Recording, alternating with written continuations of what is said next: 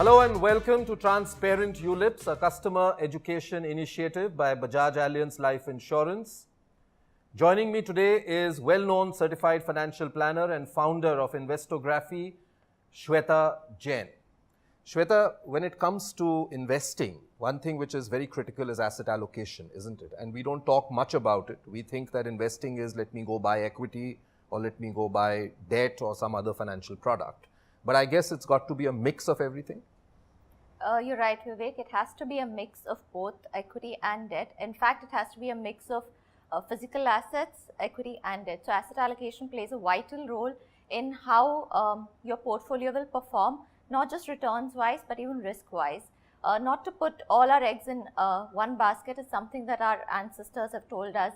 We've learned it the hard way. A lot of us have learned it the hard way.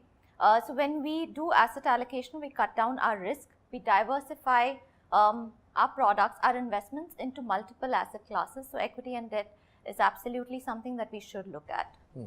And is this something that has to be looked at periodically? So for example, just to understand, if today I have invested say 50% of my assets in equity and 50% in debt, how often do I need to relook at it? Because these are market linked products, prices are going to go up and down. So how often should one be reviewing it? So review a portfolio quarterly, but rebalance it once in a year. So annually rebalancing is good enough. We don't need to keep moving with the markets all the time. So we have to keep emotions in check as well. So once in a year is a good way to rebalance. And when you say rebalance, it means if your equity value has gone up say to 60%, for example, you need to bring that back down to 50 and bring your debt back up to 50. Is that how it works? Yes. So when you start off with, you decide what your asset allocation should be. So if it's 50-50 and markets have moved up to say 60, like you pointed out, then once in a year you bring it down to 50. So what also happens is you cut down on your emotions. So when everybody is rushing to invest, you're actually booking profits. So that way you're cutting out the emotions out of investing and you're doing profit booking at a good time, and you increase allocation to debt automatically. So when you do this automatic asset allocation and rebalancing, you cut down your risks while also optimizing your returns. So your returns in a rebalanced portfolio actually work out to much better than a portfolio then skewed towards equity. So even at some point, if your portfolio is at 70% equity, but if your rebalanced portfolio is 50-50, you might end up actually making better returns in the rebalanced portfolio than in a higher risky portfolio. Shweta, you've looked at ULIPs over the years, and there was a time when they had very high charges, and therefore planners like you would not recommend them because they just ate away too much out of a cost. The new 4G ULIPs, as we call them, are coming at much lower cost. Of course, they're only available online.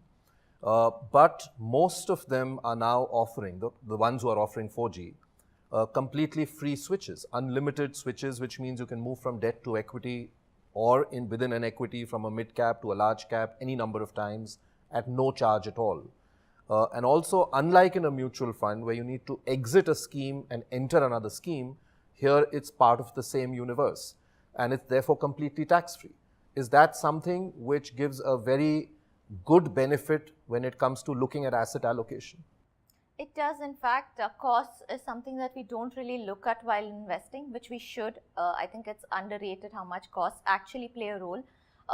ULIPs were missold earlier, so they've got like a bad name to them, various stages, and especially for people where it makes sense to link their goals to a product, people can look at them for a particular goal which is long term. So like for children's education, where they need that discipline. So insurance brings in that discipline with us. Even today, which mutual funds actually don't. We can easily stop mutual funds. Insurance, to stop, it's a very, you need something really strong reason to stop insurance. So ULIPs do make sense, and especially when switches are free. So there's no tax impact, there's no cost. So definitely ULIPs do make sense then. And what you're saying is that if you were to do it on your own, so for example, if you're buying direct stocks yourself or trying to buy bonds yourself or through a mutual fund, there is an exit load you pay. An entry load, of course, is hardly there, but then you do end up paying the commission, right? That's a cost that you bear. And at the same time, it's taxed. So that can add to a large part in the cost thing over a period of 15-20 years? Absolutely. Costs do play a role, even if it's a 1% cost that a lot of funds have. as exit loads, it does add up over time. And since there's no tax impact, then that adds as well. Thank you very much, Shweta, for talking to us here on Transparent ULIPs. Thank you.